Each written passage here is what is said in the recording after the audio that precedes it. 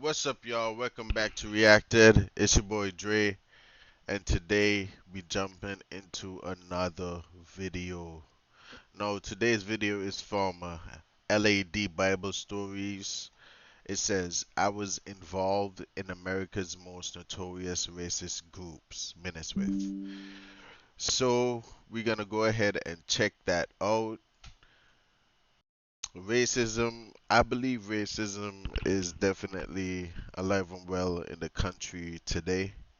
Um, a lot of it is not shown, but let me play this video and we see what's going on. Two men grabbed my right arm and thrust it up, slit open my wrist, turned my arm over, and started letting my blood drain into one of the silver bowls on the altar. So I signed my name in my own blood, and I had taken a blood oath, made a blood pact with the Klan. Damn, so they out here doing blood packs. They out. No, you could imagine how much. No, this is just one. This is just one society. This is just the KKK. I'm assuming he's speaking about. You could imagine how much others they are out there. Let's keep going.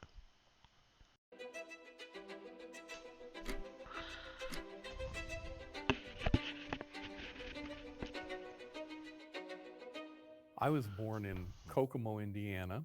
I was born in a Ku Klux Klan hospital, which shocks a lot of people when they hear that.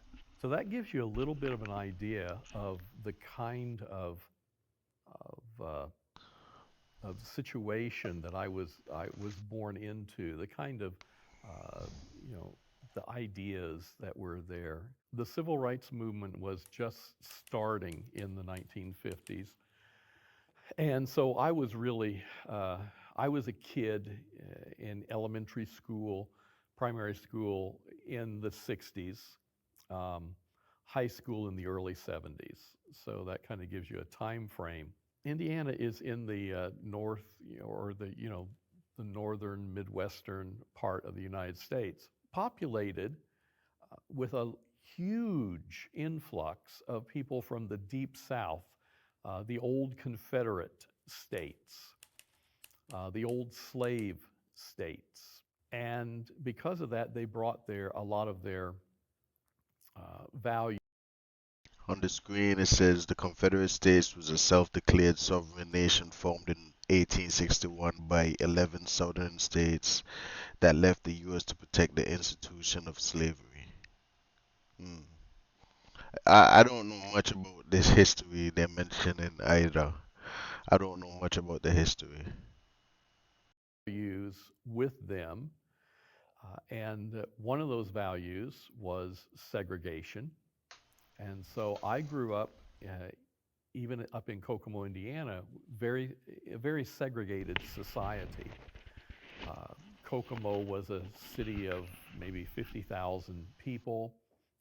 There were blacks and there were whites, but there was also a dividing line, an invisible dividing line, but you didn't cross the line. Uh, Blacks all lived in one section of the town, whites all lived in another section of the town. My father was not in the Klan. He did not agree with the Klan at all. He didn't agree. He was not a violent man, but he was a segregationist. He believed that the races should be kept separate.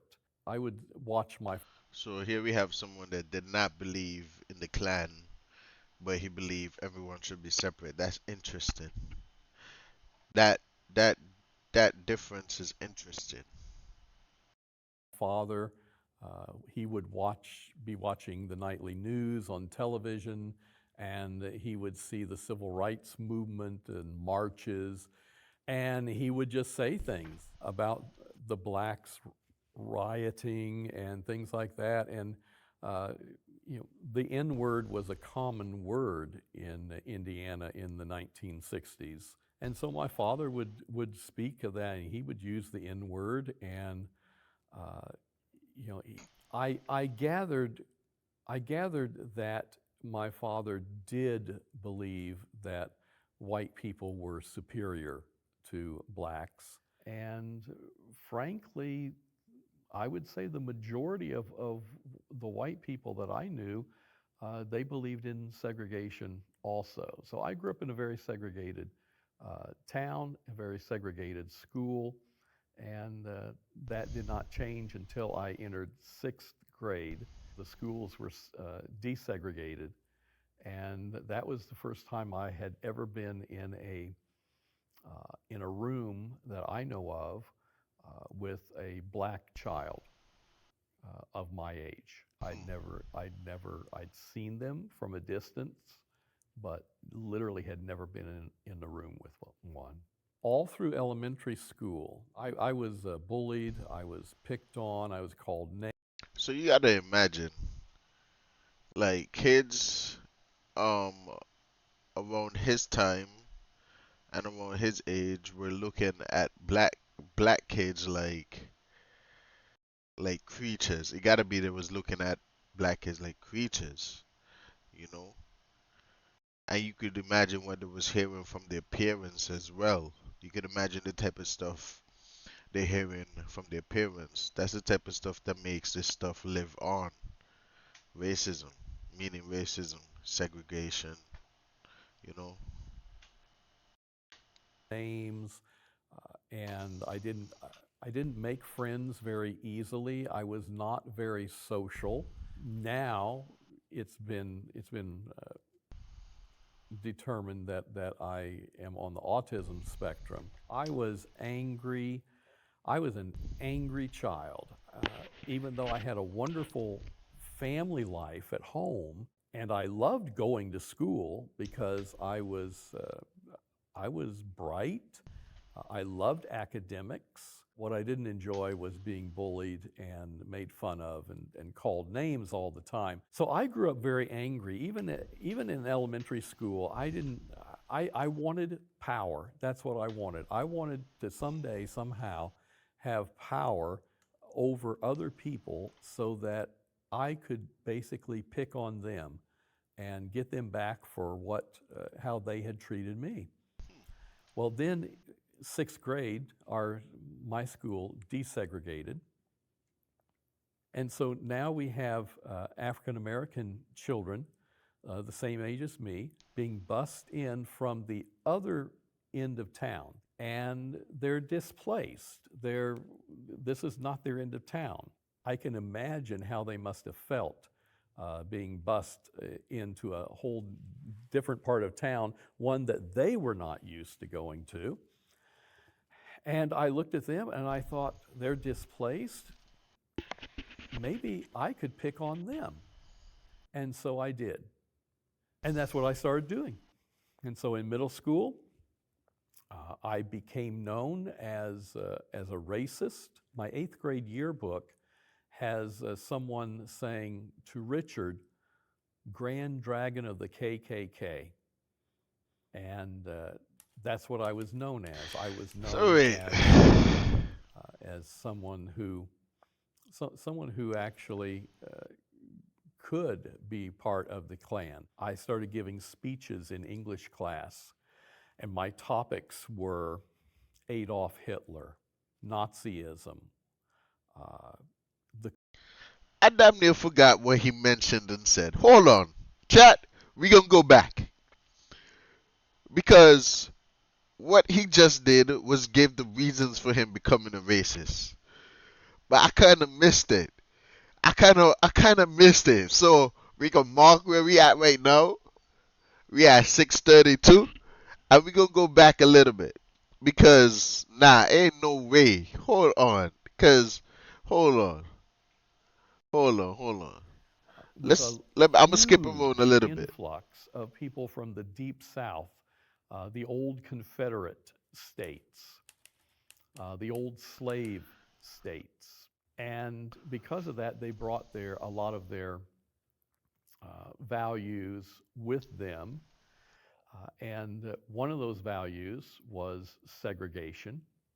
And so I grew up, even up in Kokomo, Indiana, a very segregated society. Okay. Kokomo was a city of maybe 50,000 people. There Cause were I do blacks remember and there him were saying whites. that his how he grew up was like very segregated. It wasn't racist, but it was very segregated. But there was also a dividing line, an invisible An dividing invisible line, line, but like he you said. couldn't cross the line.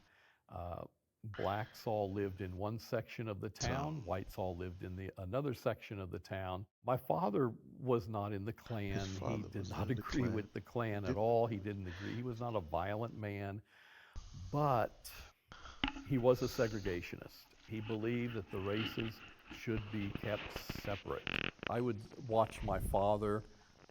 He would be watching the nightly news on television, and he would see the civil rights movement and marches, and he would just say things about the blacks rioting and things like that. And uh, the N word was a common word in Indiana in the 1960s. And so my father would speak of that, and he would use the N word. And Mm.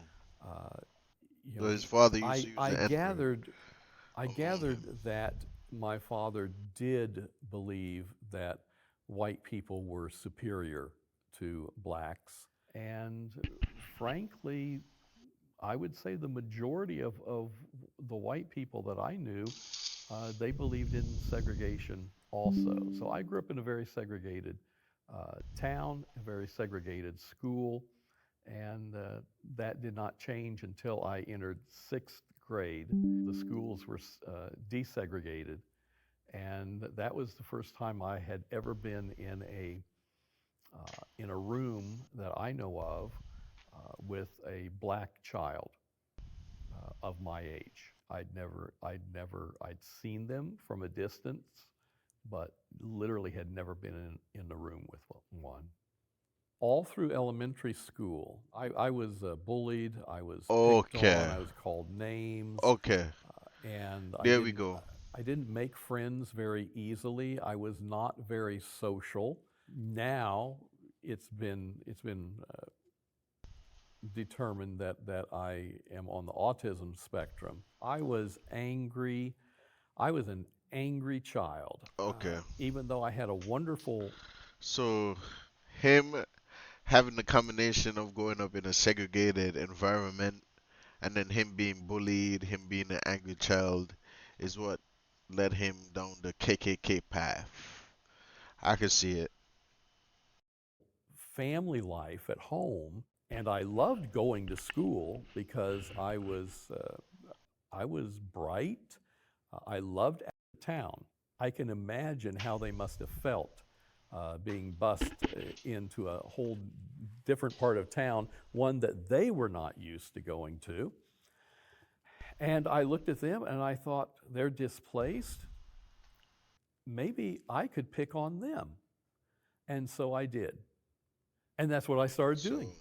And so in middle school, I became known as a racist. My eighth grade yearbook has someone saying to Richard, Grand Dragon of the KKK.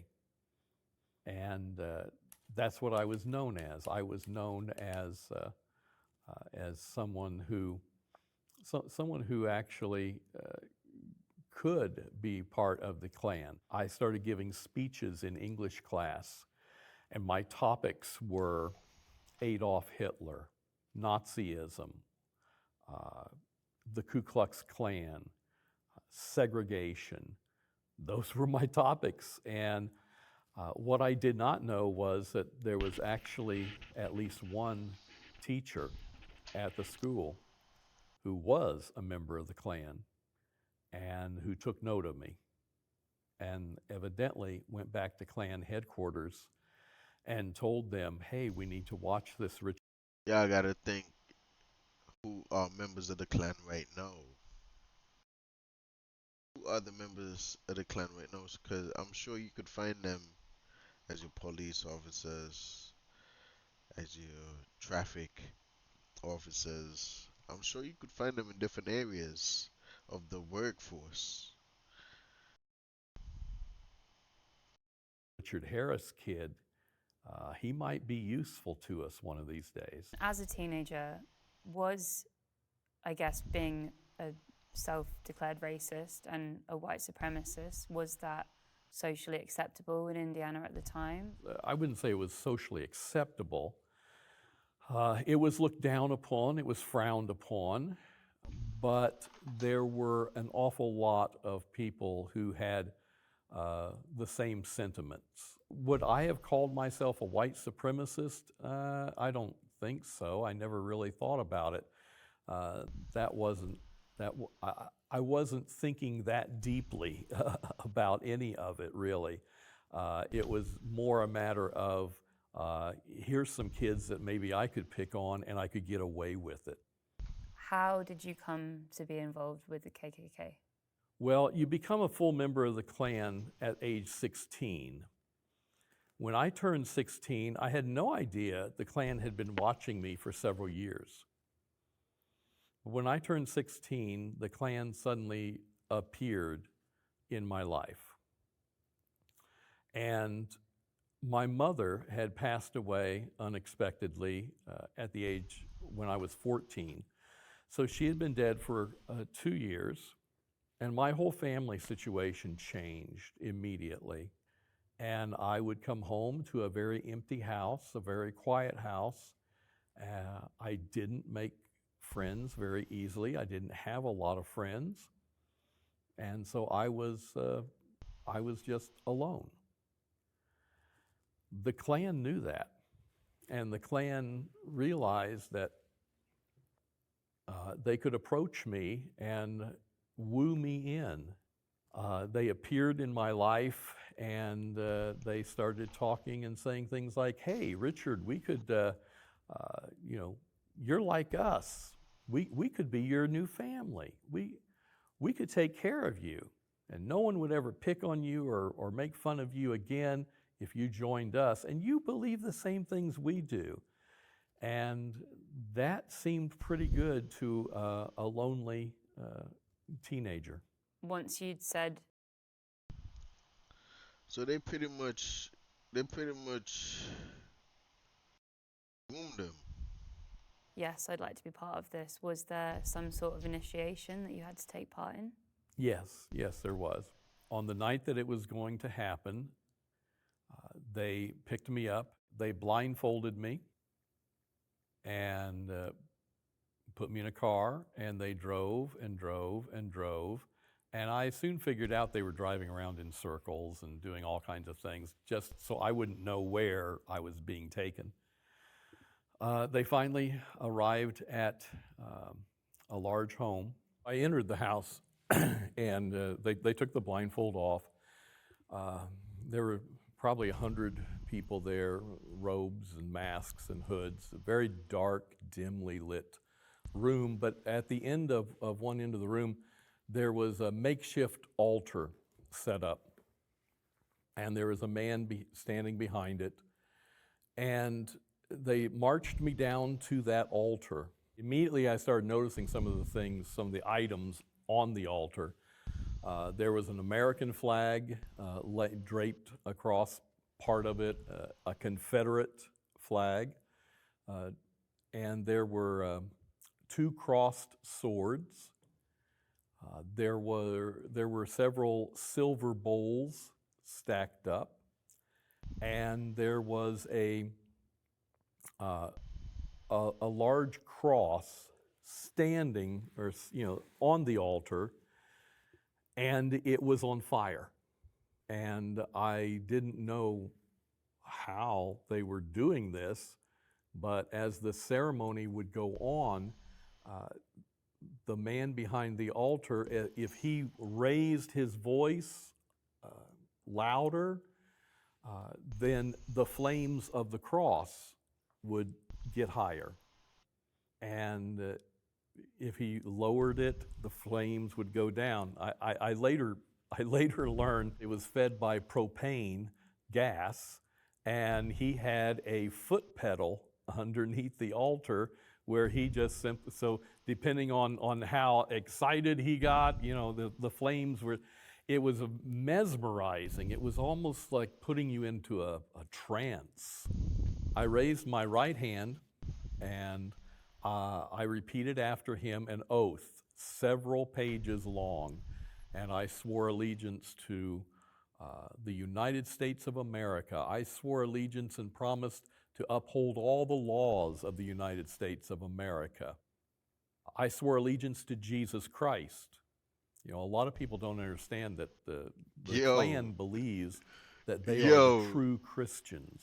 You know, in all of this, they, I so, swear allegiance to all. yo, I guess what we reacting to is no. The next video I'm gonna react to is when they interview a KKK member, because I want to get I want to understand how they think about um black people, you know. All these things. I swore allegiance to white supremacy. I swore allegiance to keep all the rules and the laws of the Ku Klux Klan secret. Then I caught out of the corner of my eye, I caught somebody moving and coming up behind me. There was a man dressed all in black, a black robe, black hood, a black mask, and he was ceremoniously holding, as he came forward, a large hunting knife. And the man behind the altar took that knife and he started warming the blade in the fire of the cross. And I thought, I wonder what he's going to do with that. And I didn't have to wonder very long because two men grabbed my right arm and thrust it up, held it tight, and the blade of that knife came down and slit open my wrist. 50, 52 years ago, 52 years ago, I still have the scar, Damn. and I still see it.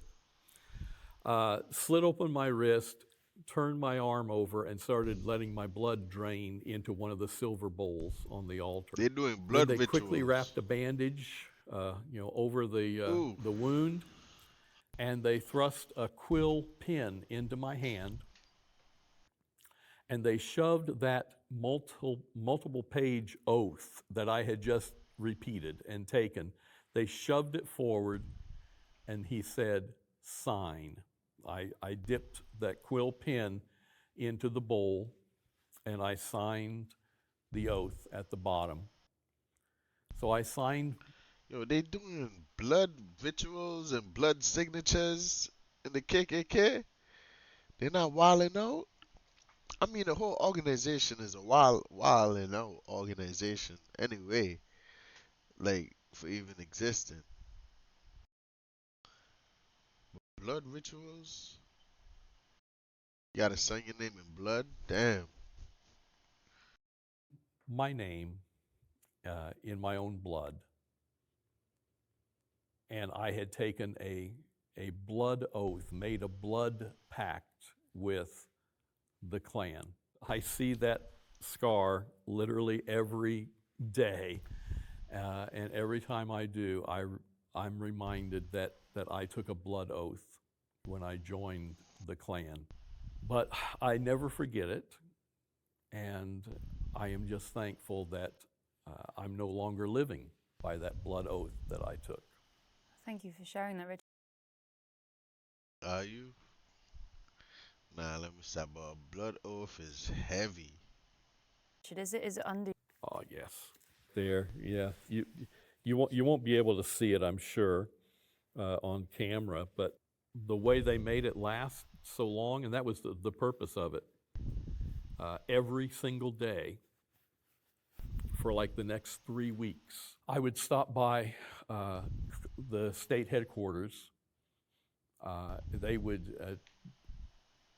look at it, and they would rip the scab off and reopen the wound every single day. They reopened it. And at one point, they decided that it was healing too quickly. And so they recut it, and they took the knife and they cut it again. The reason they did that was they knew by doing that it would leave a scar, and they wanted that scar to be on there forever. And Richard, What you were the fuck? 16 when you joined? Yes. So that's incredibly young. How were you feeling? Right. Were you scared? Damn. Damn. Were you excited? I was not scared. I was excited.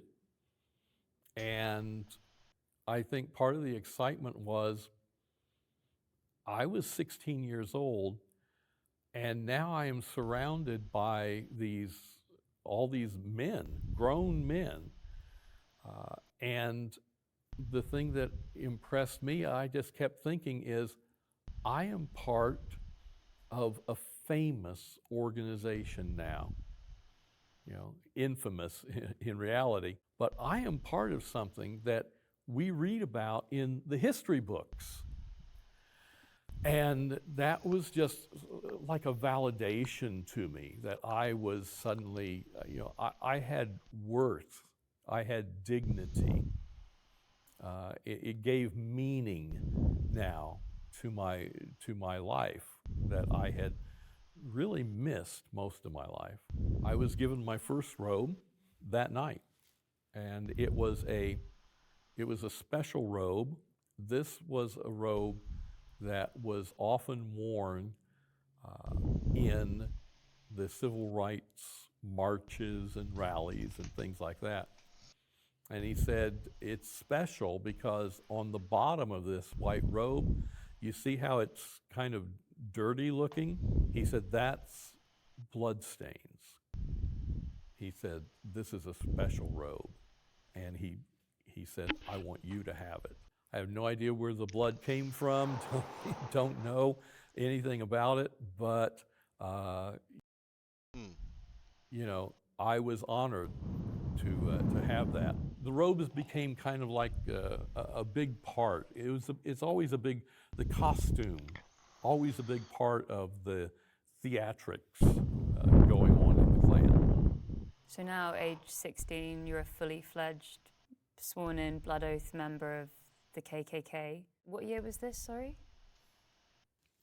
When I joined, it would have been 1974. So the KKK's activities, what were they doing in Kokomo? What were they doing in Indiana? Were they harassing black communities? Was there kind of out racism, violence? Was that part of it? There was some of that, yeah, no doubt. There was some of that. However, the Klan would speak out against black citizens. But the people who were He said there was some more of that. likely Hold to up. be targets I'm sure there was a lot of that, buddy. of the Klan were going to be white people who were friends with black people, simply because they were easier to get to, because the black people still lived in a part of the city that most of the Klan members didn't. But some of their white friends did live there.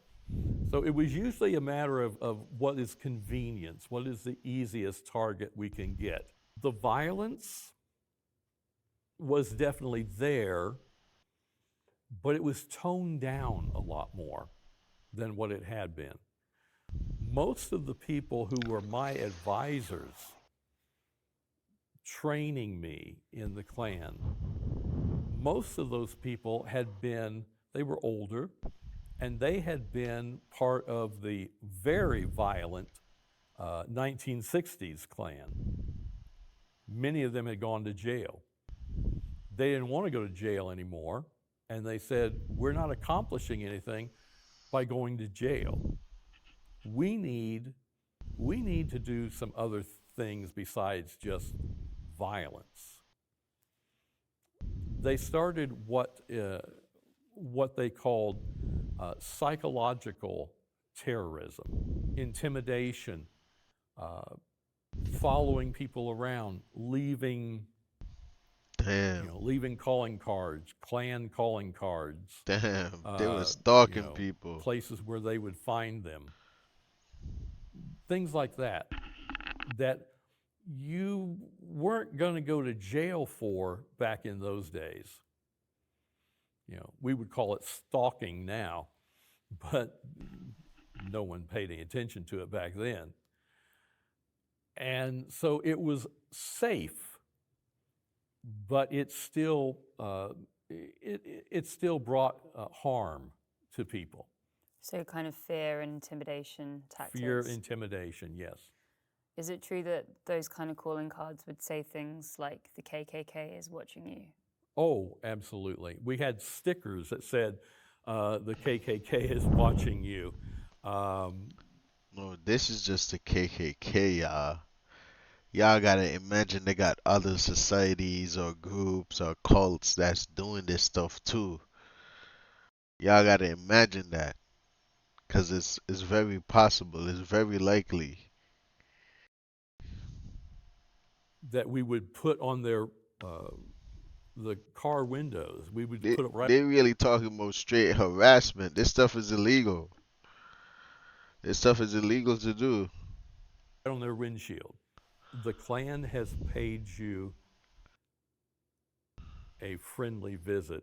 Would you like us to pay you a non-friendly visit? And you know, this reminds me of the video I just covered with the Kevin Hart roast, right? That's why it's still such a sensitive topic. Cause just listen to this guy explaining the tactics, which is still well alive today. So know that it's still going on today. Listen to him explaining their tactics and what people used to suffer. That type of shit is crazy. It's ridiculous to be experiencing all them type of stuff. And so to make jokes about it while it's still happening is it could be a little bit on the touchy side.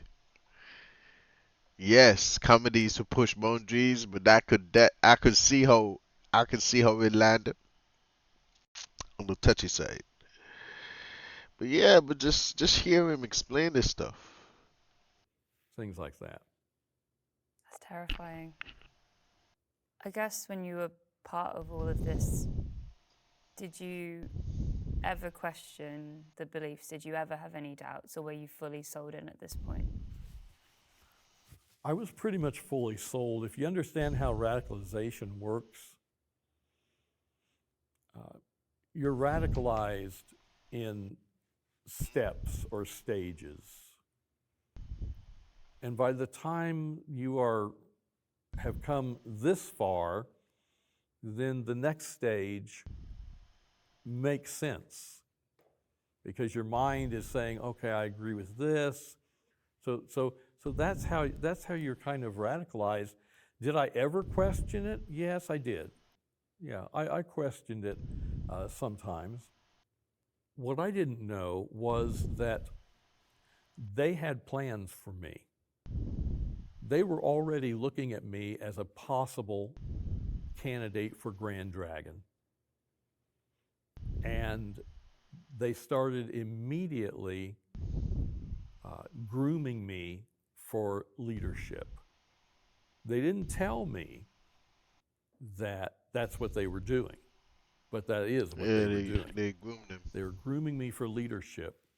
What was happening in the Klan at that time was the Klan down in Louisiana was run by a man named David Dukes. David was college age at that time, clean cut,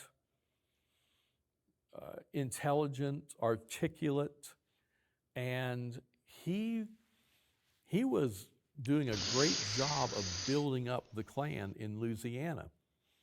They called it the New Klan, where David Dukes would rarely appear in public in the robe and hood and mask, but instead he would appear in a suit, business suit and tie. this was not the stereotypical KKK member. Indiana said, we want a Grand Dragon like that. We need a young Grand Dragon, very intelligent, articulate. We need a David Dukes. And they were looking at me and seeing maybe this could be our David Dukes. So they were, from the moment you were sworn in, this was the path for you. But they didn't tell me that. I had no clue.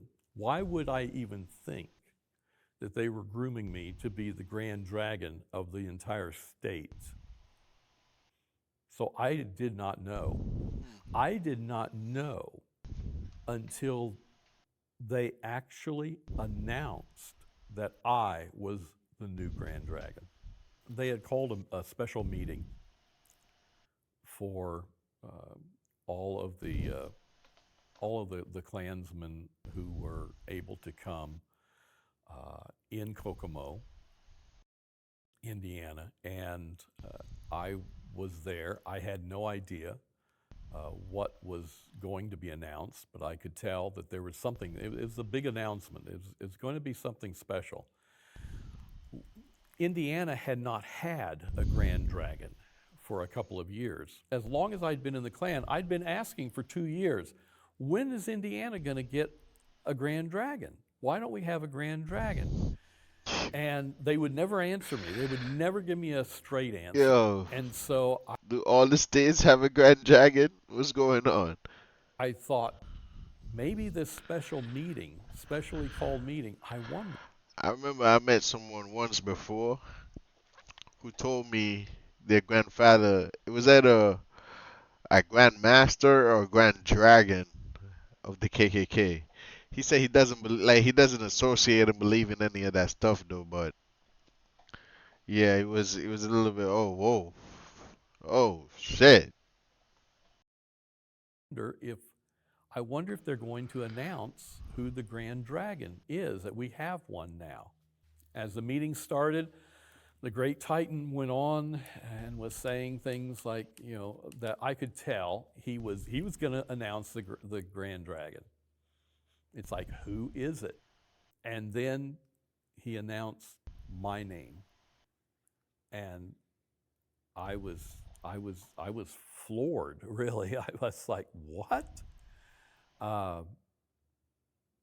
But I remember standing up after they were applauding and everything. I stood up and I made a little speech, and I accepted the Grand Dragonship, and that's how I became the Grand Dragon. For you, in that moment, what did that mean? What did that role entail? The Grand Dragon is like the figurehead, the spokesperson.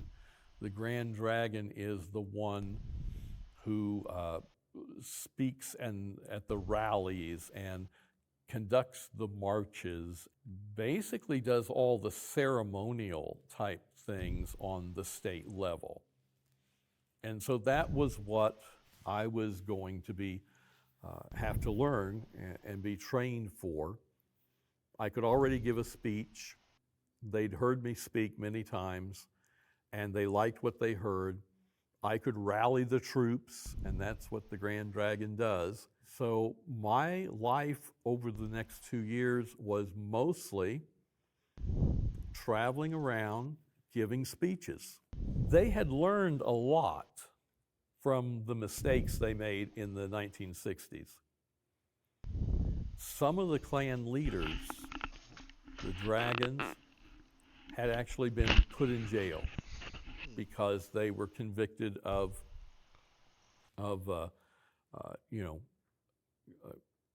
violence and crimes that they had perpetuated. And they learned that they didn't want that of their leadership anymore. So what they did was they devised some rules that basically kept me in the dark when it came to any kind of violence the Klan was planning. No one was allowed to ever talk about anything violent or illegal if I was in the room. Were you happy in the role as Grand Dragon? These frameworks are intelligent frameworks. You see how they setting this up? And again, not only the KKK got this framework.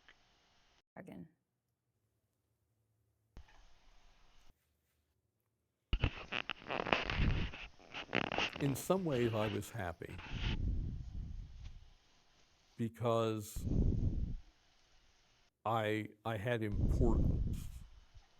I felt powerful. People respected me. But in many ways, I wasn't. I would often be crying myself to sleep at night. I realized that I had ruined my life. I realized that I was probably not going to live a long life. And I realized how much most people hated and despised me because of who I was. So was there happiness? Yeah, a little. Was there unhappiness? Yeah, a lot. Because I realized I felt like I was trapped. I had trapped myself into this. There was no getting out, there was no leaving. I didn't know what to do. And then I got word that one of my own security guards had put a hit out on me, and he was going to get me killed. I didn't know what to do. And in my 20-year-old mind at that time, all I could think of was, I need better security. And I knew that the only way I was going to get better security was if I was a national officer. So I called the Imperial Wizard and I said, I think I'm ready for a national office. He was my friend. He liked me. He said, the only national office that I have coming open is that of national chaplain. I said, I don't know anything about being a preacher. And he said, that's all right. You start reading the Bible, putting some good sounding scripture verses in your speeches, start sounding religious, and I'll take care of the rest. Well, that sounded like a plan to me. So that night, I began reading my Bible. I believe now that God was guiding me and directing me because I started with the perfect place, the Gospel according to John. I started reading that, and I immediately thought, oh, this is great. These are the stories of Jesus. I will quote Jesus. You can't sound any more religious than that. I got to John chapter 4, and that's when the light bulb came on. It's the story of the Samaritan woman at the well. The Samaritan was half Jewish, half Gentile, or as the Klan liked to say, a race mixer. There is absolutely nothing the Klan hates worse than race mixers. So I'm reading down and I'm recognizing, oh, this is one of the favorites of the Klan chaplains. I know this story because the Klan has told me so many times this story. And if you know the story at all, you know that Jesus stops by this well. The Samaritan woman comes to draw water from the well. And Jesus asks the Samaritan woman, please give me a drink. And the Samaritan woman says, why are you a Jew asking me, a Samaritan, for a drink. And then the Bible says, for Jews do not associate with Samaritans. And at that, the Klan chaplain would slam his Bible shut Who because quote that was the Samaritan woman at the well story. who quote half the scripture? The only thing is, I'm reading it for myself now, and I realize that's not where the story ended. And I keep reading, and this Samaritan woman became a believer in Jesus. Jesus accepted her. The whole point of the Samaritan woman at the well story was Jesus accepted Samaritans, race mixers, and he loved them, and they believed in him. That's when the light bulb went on. The Klan has been lying to me. They've been twisting the scriptures. And so at the end of that night, I prayed. I didn't know how to pray, but I prayed something like, God, if there's any way you can get me out of this alive, I want out, and I want to know what a real Christian is, and I want to be a real Christian. And the next day, I called the Imperial Wizard, and I quit. Well, it's not that easy to quit when you're the Grand Dragon. But after some negotiation, a couple days of negotiations, it finally ended with they put a gun to my head and they said, we're going to let you out. We're going to let you live if you keep your mouth But he's shut. talking right now. And I agreed. Yo, bro, you talking right now. I was out. And I kept my mouth shut for 15 years. And then I started speaking out against the Klan and racism and white supremacy. Kudos to you.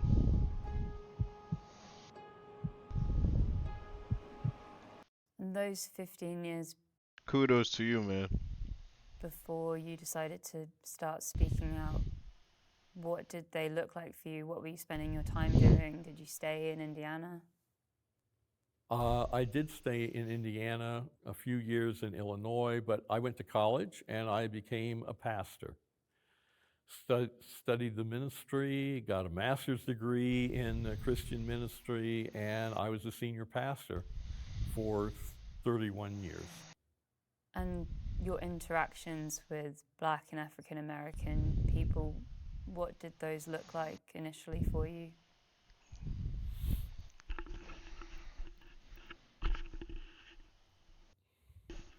Damn, it's difficult for him to speak about it. Sorry.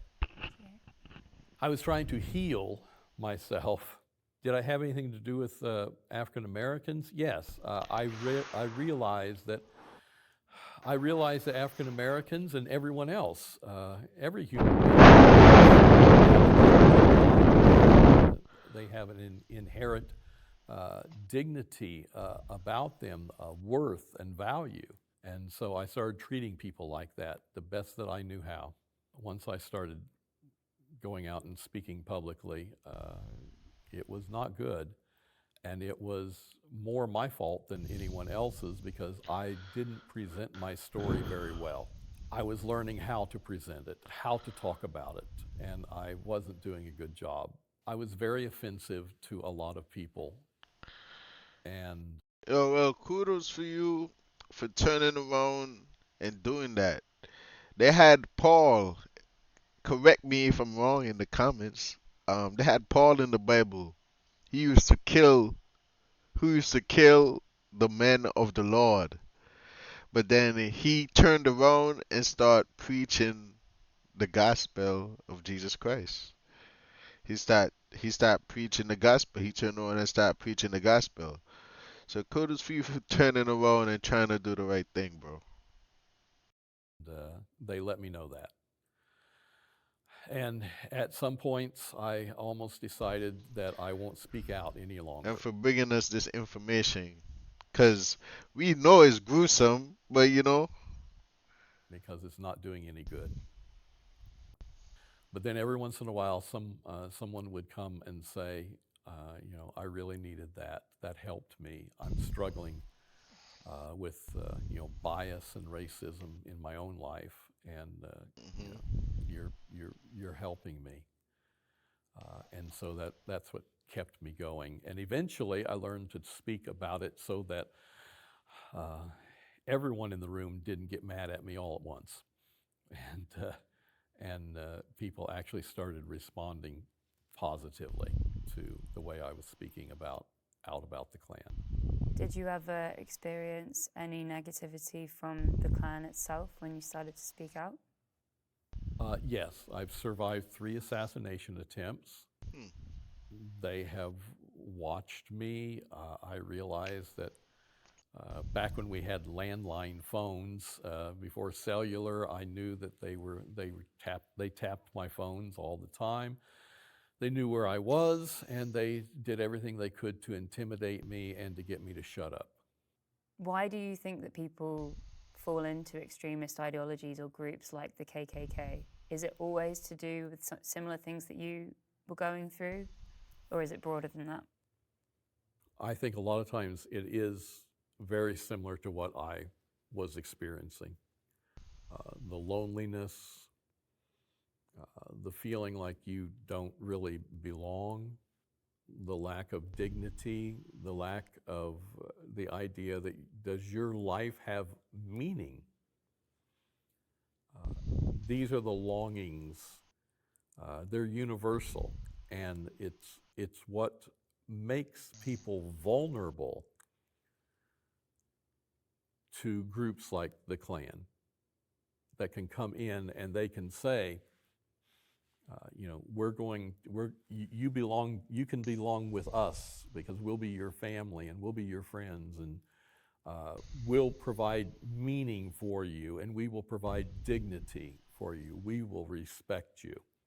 And that, yeah, I think that's what an awful lot of it is.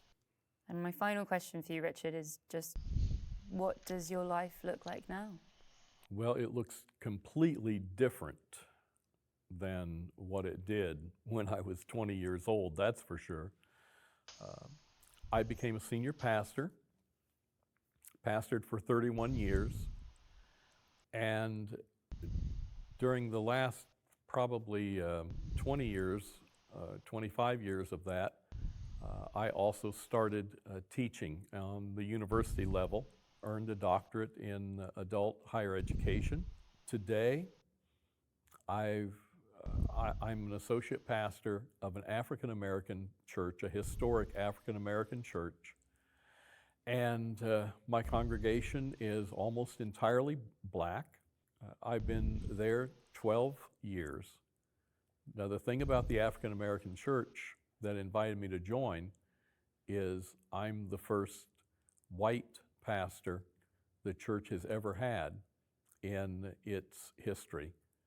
And it was started about 140 years ago. And they have accepted me, they have forgiven me, they love me, and I love them. And it has been the best church family that I've ever found. So I get to minister to the people that I once would not have even spoken to, and it's wonderful. So my life is very different. My life is very full of diverse people, and I believe that that's the way God intended for it to be. I feel like I have a full life now, and I feel like I have found where I belong. I feel that I stand as a testimony to the fact that you don't have to be racist and biased against other people. Former KKK Grand Dragon. When you were part I of the neo-Nazi. So that was it. Let me know what y'all think. Like, comment, subscribe. It's your boy Dre. We out.